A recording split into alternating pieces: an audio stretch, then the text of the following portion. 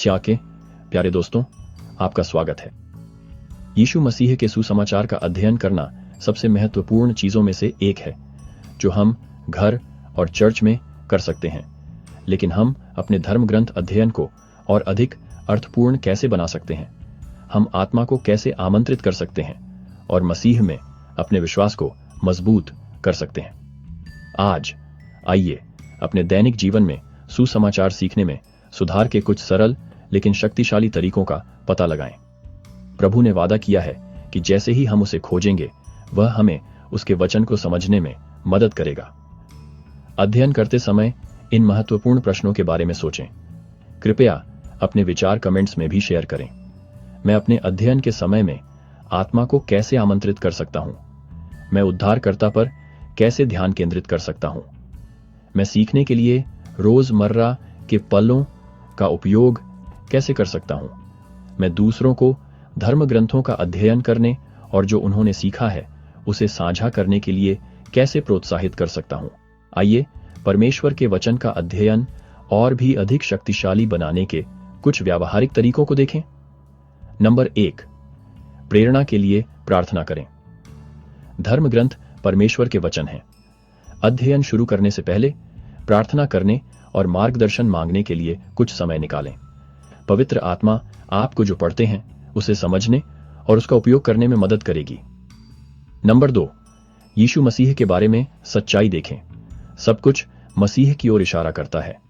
पढ़ते समय उन पदों को चिह्नित करें जो उसके बारे में बताते हैं, आपको उससे अधिक प्यार करने में मदद करते हैं और आपको उसका अनुसरण करना सिखाते हैं। खुद से पूछें, यह धर्म ग्रंथ मुझे यीशु मसीह के बारे में क्या सिखाता है? नंबर 3, आत्मा की सुने। कभी कभी आत्मा हमसे शांत विचारों या भावनाओं में बात करती है। इन भावनाओं पर ध्यान दें, भले ही वे उस चीज से संबंधित न लगें जो आप पढ़ रहे हैं। वे वही हो सकते हैं जो स्वर्गीय पिता चाहते हैं कि आप सीखें। नंबर 4, अपने विचार लिख लें। विचारों को लिखने से हमें आत्मा जो सिखाती है उसे याद रखने और उसका पालन करने में मदद मिलती है। चाहे आप एक पत्रिका में लिखें, अपने धर्म ग्रंथों में या कंप्यूटर पर, आप जो सीखते हैं उसे लिखने से आपको इसे बेहतर ढंग से समझने में मदद मिलती है। नंबर 5, आप जो सीख रहे हैं उसे साझा करें। दूसरों को जो हम सीखते हैं उसे सिखाने से हमारी गवाही मजबूत होती है। हमारे साथ कमेंट सेक्शन में शेयर करें।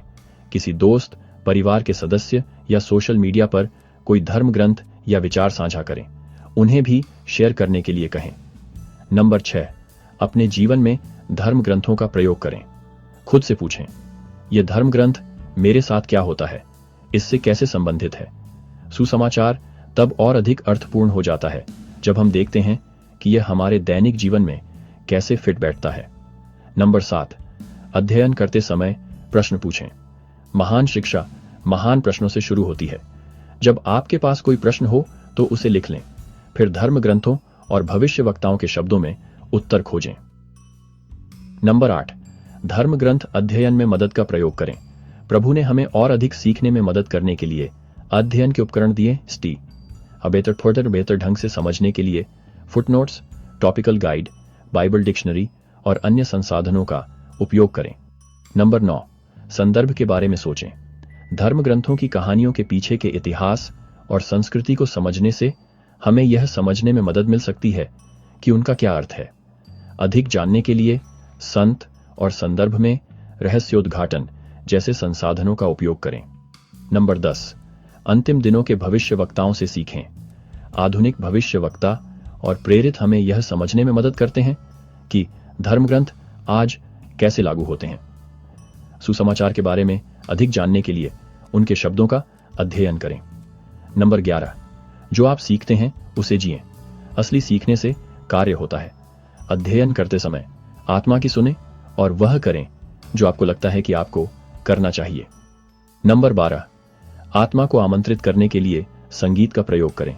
पवित्र संगीत आत्मा को आमंत्रित कर सकता है और हमारे विश्वास को मजबूत बना सकता है।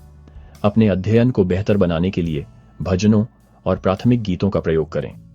नंबर 13, धर्म ग्रंथों को याद करें। महत्वपूर्ण धर्म ग्रंथों को याद रखने से हमें जरूरत पड़ने पर सच्ची बातें याद रखने में मदद मिलती है। जब तक आपको याद ना हो जाए तब तक हर दिन कोई पसंदीदा श्लोक कहने की कोशिश करें। नंबर 14, वस्तु पाठ का प्रयोग करें। देखकर और करके सीखना धर्म ग्रंथ अध्ययन को और मजेदार बना सकता है, खासकर बच्चों के लिए। उन कहानियों के साथ सरल वस्तु पाठ खोजें जिन्हें आप पढ़ रहे हैं। नंबर 15, घर पर लचीले बने। यदि नियमित धर्म ग्रंथ अध्ययन आपके परिवार के लिए काम नहीं कर रहा है तो रचनात्मक बने।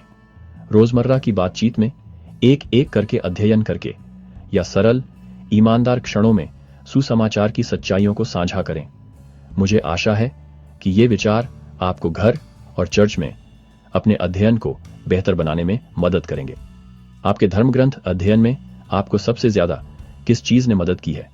नीचे दिए गए कमेंट्स में अपने विचार शेयर करें। हमें आपसे सुनना अच्छा लगेगा।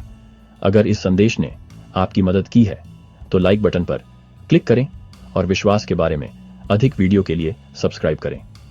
आइए हम साथ मिलकर मसीह के बारे में सीखते रहें। मुझे आशा है कि आपसे हमारे अगले वीडियो में मिलेंगे। ध्यान रखना।